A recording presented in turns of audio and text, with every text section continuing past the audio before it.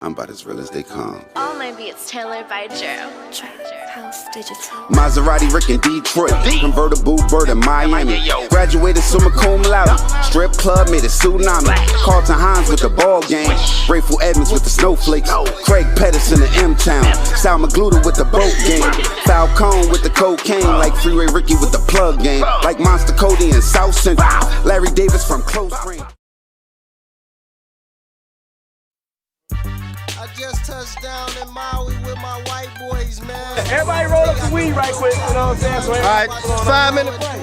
No, hurry up though. We gotta get the last scene. Give me another break. 5 minute break. Because this commissary gonna be tight. It ain't none. This commissary gonna be tight. He gonna be eating steaks and eggs, you know what I mean? But right now, he got some scrambled eggs. It ain't none. So put the so yeah, it ain't none. Man, tell them, hey, tell them Bell Hour so watching the Making the Blade Icewood video. My man's on the scene all day, every day, guy.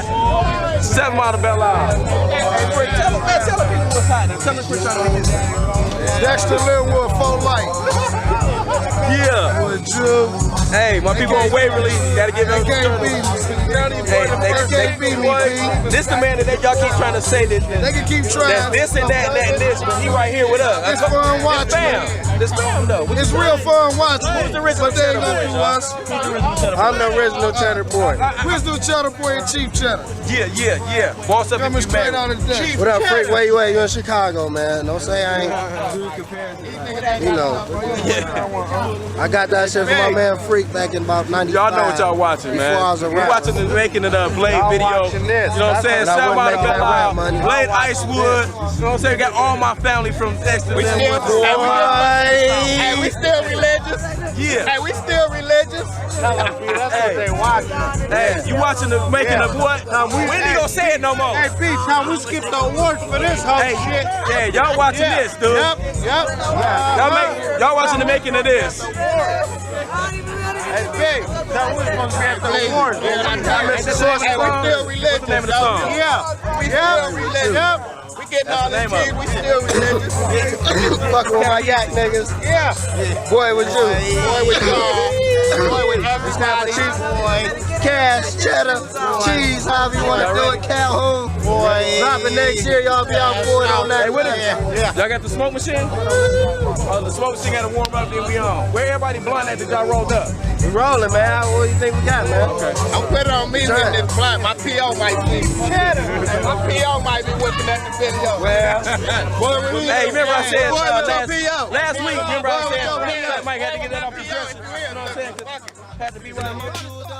His group's gotten national attention. He's part of the group Street Lords, well known in Detroit. His rap name is Blade Icewood. Police won't confirm his real name. That's because he's in critical condition, shot 4 times.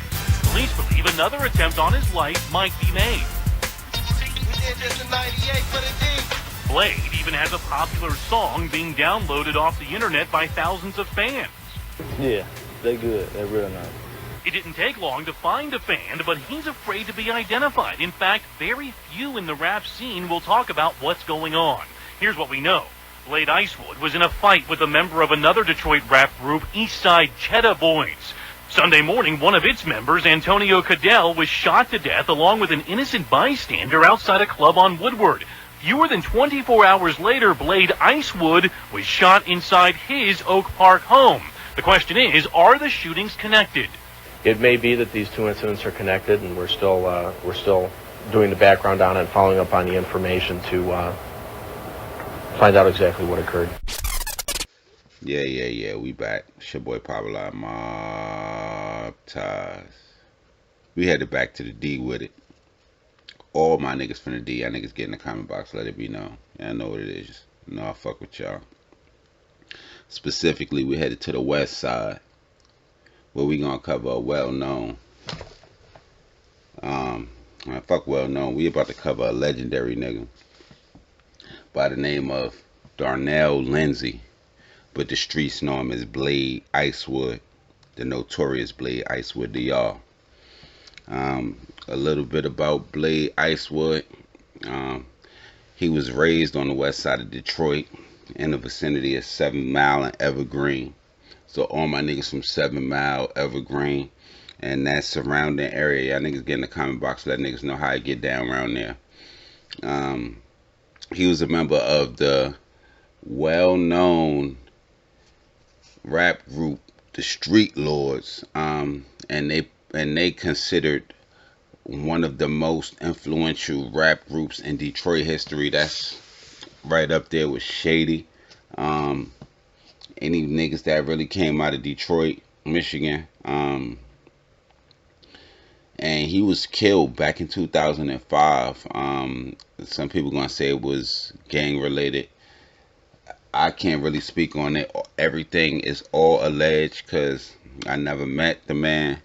But from what I'm getting from a lot of people, is that it was an East Side, West Side beef where Blade Icewood was an original member of a group called the Cheddar Boys. Or I want to say he debuted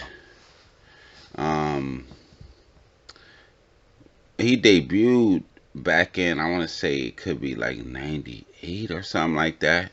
I could be wrong. Anybody that's familiar with Blade Icewood, y'all speak on it. But when he debuted with the group Street Lords, but they also kind of referenced Cheddar Boys as, I don't know, I want to say maybe like a sub name for the group. A conflict arose when a group from the East Side, or the formation from the group, the East Side Cheddar Boys. I'm not sure if that's even where the conflict arose, but I'm sure that's the main conflict they was having was with a group called the East Side Cheddar Boys, which is also another well-known group in Detroit and Michigan doing their thing. Now, I always kind of talk about what struck me the most with these stories. The D is really, man, full of gangsters. Chicago, it's like every city I cover, it's like it's gangsters everywhere. But that shit is full-fledged, next level. Around this time, I want to say circa 1998 through circa 2005. And even still, man, all my niggas from the D, y'all know I fuck with the music. Nigga Dex Osama got killed. It was a rising star coming out of Detroit. Not sure if he was from the East Side or West Side, but shit just go down, and it's like it don't matter who the fuck you is, for real. Pretty much the rundown on the story, the shit that stood out to me is the whole rundown on the story. It was a member, also well-known rapper named Wipeout. He was killed, and then I want to say a few days later, probably even less, assailants broke into the house of Blade Icewood, shot him 7 times with an assault rifle, AK-47. I want to say they hit him 7 times, left him paralyzed from the chest down. He went on to record one of the most, I want to say, scary movie disc records that I heard ever in my life. I want to rank it up there, right there with Hit 'Em Up, but it was with the people that lost their lives over this shit and how real this shit is. Rap niggas is just rapping. These niggas was on some real shit, so I want to almost escalate it right up there. There's another song that I heard not too long ago from a nigga in DC called Man Man that was like right there with it, where these rap songs is just so next level. Where he rapped, where he won't walk again, and that shit was just so crazy. But even a year after that, I want to say he was shot in 2004 and paralyzed. A year after that, he was seen leaving the gas station, and assailants allegedly shot him multiple times in either a Range Rover or a Land Rover. And that is actually what was the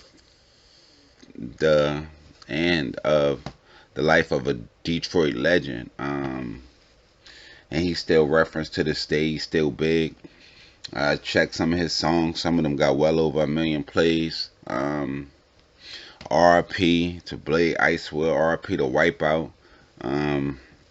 Not sure what's going on in the D, if that East and West war. I almost want to say it's still going on. I seen some shit where a member, I'm not even going to mention the group, but a member of a group had his chain snatched, and it looked like it was part of some East Side, West Side shit.